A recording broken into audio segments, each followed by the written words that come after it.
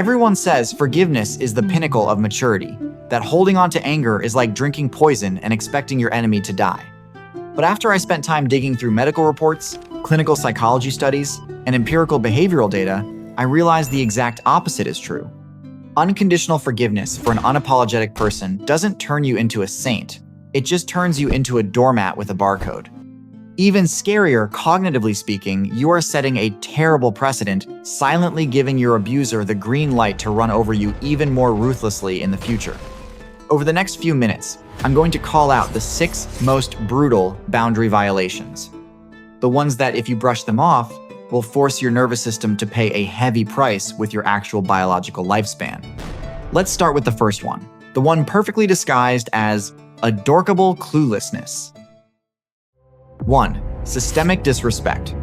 You've made it crystal clear to an acquaintance, I don't like being the punchline in front of other people. But on a beautiful day, right in the middle of a crowded dinner party, they casually drop a razor-sharp sarcastic comment about you just to entertain the crowd. When you flush with embarrassment, they pat your shoulder and laugh. Oh, come on, it slipped out. You know I'm forgetful. Why are you being so sensitive? Brilliant. What magnificent innocence. Do you think they are actually just clueless? No. Someone calculated enough to pick the exact moment when the crowd is biggest, where the pressure on you to save face is highest, and you're least likely to fight back to throw a dagger, cannot possibly be a brainless, clueless fool. They know exactly what they are doing. Digging deep into psychological reports, especially Dr. Ramani Dervasula's analysis of abusive behavior, I found the exact term for this trick: systemic disrespect. This behavior is a micro-boundary test, calculated at the subconscious level. The toxic person is intentionally throwing a match at your wall of self-respect to gauge if you'll dare to strike back. And if you force a smile and let it slide, right then, psychologist B. F. Skinner's principle of operant learning instantly activates in their brain. Your tolerance acts as a reinforcement. Their nervous system translates that silence into permission. Forgiving this public attack is like manually signing a waiver that says, my existence is secondary, and my boundaries are free material for a comedy act. But publicly humiliating you is still a gentle mercy compared to stripping you of the right to trust your own eyes in the next behavior. 2. Gaslighting. You catch them red-handed, you have all the receipts. But instead of admitting fault, they look you dead in the eye, straight-faced, and say, are you crazy? That never happened. You're always overly sensitive and imagining things. This is gaslighting, a sinister psychological abuse tactic. Its goal isn't to win an argument. It sends a destructive message. Your reality is garbage. Your memory is defective. Personally, I used to think this behavior was just petty manipulation from soap operas, until I reviewed the data from the classic 2016 media showdown between Taylor Swift and Kanye West. When West released a song degrading Swift with filthy language, she spoke up. Immediately, West and Kim Kardashian dropped a highly doctored phone recording. They orchestrated a global-scale brainwashing campaign, getting millions of people to jump on the bandwagon and believe Swift was a lying snake who had agreed to everything. The sheer absurdity of manually editing a video and then calling the victim a liar truly reached the level of high art. The weight of that distortion was so brutal that Swift had to disappear entirely for a solid year, bearing a crushing despair as if the whole world was egging her on to end her own life. 4 years later, the original unedited tape leaked, completely vindicating Swift. But did those manipulators ever issue an apology? Zero. Absolutely not. 46% of women and 32% of men have tasted this manipulation. Forgiving a gaslighter doesn't make you the bigger person. It just proves you're stripping yourself of the right to trust yourself and handing that privilege over to your abuser. 3. The Darvo tactic. And if you think they only use words to manipulate, you're dead wrong. They will use your literal life or death situations as a stage for their ego. A real, anonymized story from clinical records. A man suffered an acute herniated disc. In so much agony, he was paralyzed in both legs. His wife took him to the ER, but refused to stay because waiting was too boring. She left to grab a coffee. The husband was pumped with high-dose opioids that caused nervous system hallucinations, then miserably discharged. He made 5 SOS phone calls, sent dozens of texts. The response was a deafening silence that lasted for 6 hours. In a state of extreme exhaustion, he dragged himself to a bus stop and luckily got a ride home from an acquaintance. Hours later, the wife casually texted, "Sorry, I got caught up talking to a friend and lost track of time." That apathy is disgusting enough, but the reaction that followed was the real nightmare.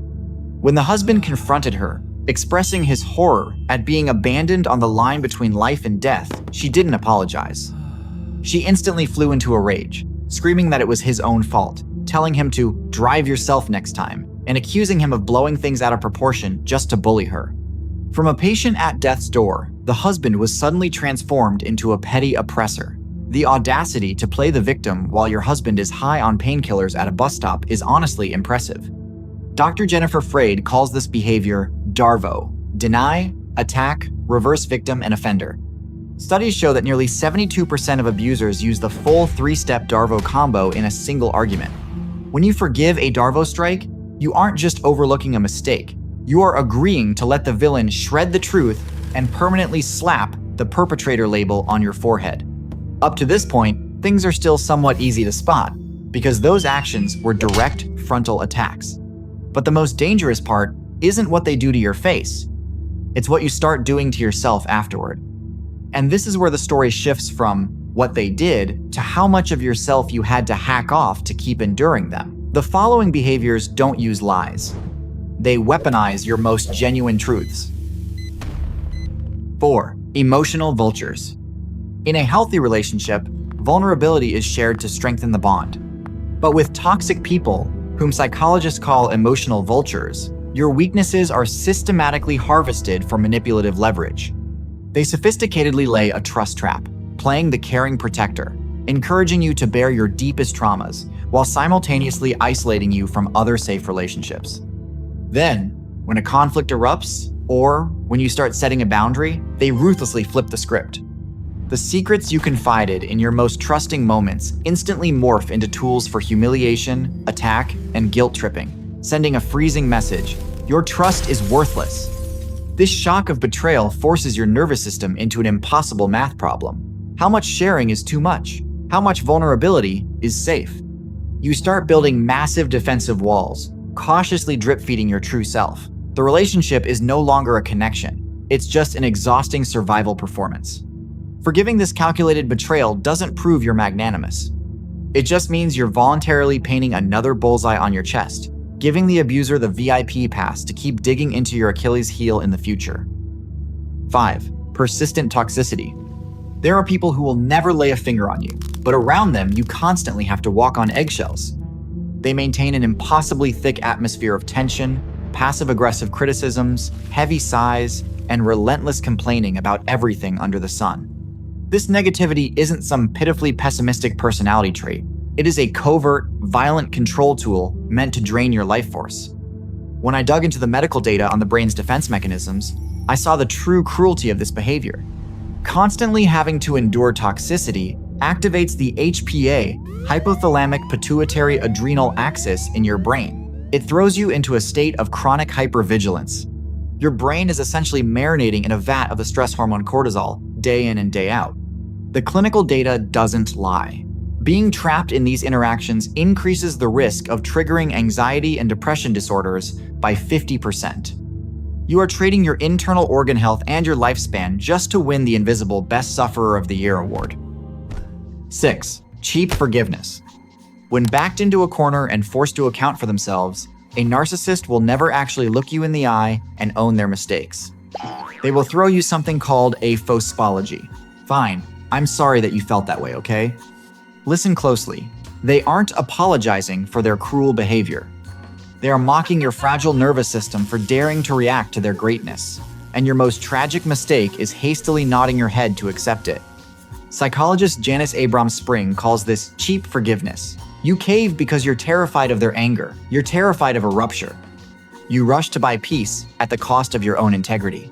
The truth is, you don't restore your humanity by forgiving someone who isn't sorry. They are the ones who must put in the work to earn your forgiveness. At this point, if you're still clinging to the delusion that your altruism will tame the devil, this is the moment for science to strip bare a brutal truth. Why is wiping the consequences clean more dangerous than the original offense? Personally, I used to be brainwashed by the forgive for peace mindset until I directly dissected the dataset from Dr. James K. McNulty's 4-year longitudinal study on newlyweds. The empirical results completely smashed all those rosy moral lectures. The data shows victims who had a tendency to frequently forgive were exactly the ones who suffered the highest levels of physical and psychological abuse, and it remained stably high for years. Conversely, the tough ones, who refused to compromise on boundary violations, caused the abuse rates to drop significantly. Psychologist B.F. Skinner explains this via operant learning. When you forgive without making the abuser pay the price, your grace accidentally turns into a reinforcement. You aren't taming the beast, you are indulging their predatory instincts to flourish consequence-free.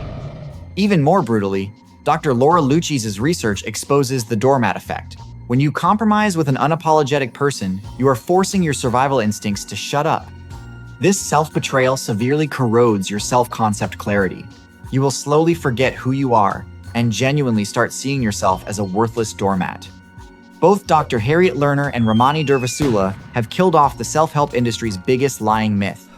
The health benefits that people trick you into believing come from forgiveness actually come from you letting go of chronic anger and stopping the endless rumination on the pain. You can absolutely go to therapy, reach acceptance of the harsh reality of the past, and free yourself from stress, while still maintaining a firm refusal to forgive the perpetrator in order to protect your ironclad boundaries for the future. Refusing to welcome in someone who only brings wreckage doesn't make you selfish or uncharitable. It's how you protect your own sanctuary. It's time to drop the pressure of having to be the bigger person who just takes it. Selective coldness is one of the most stunning pieces of jewelry a real person can wear. Save your warmth for those who know how to cherish it. As for these 6 garbage behaviors, gift them a priceless silence and let them drown in their own darkness. Out of these 6 boundary-violating traps, which one have you lied to yourself the most about to turn a blind eye? And how did you slam the door on that person? Leave your story in the comments below. Sometimes, an ironclad boundary needs to be inspired by those who walked the path before you. And if this video just helped you drop an invisible dumbbell called guilt, hit that subscribe button. Here, we don't sell empty, cliché sedatives about letting go. We strip down the mechanics of psychology, smile at its absurdity, and arm you with the sharpest weapons to take back ownership of your life. Your anger is valid. Your boundaries are inviolable. See you next time.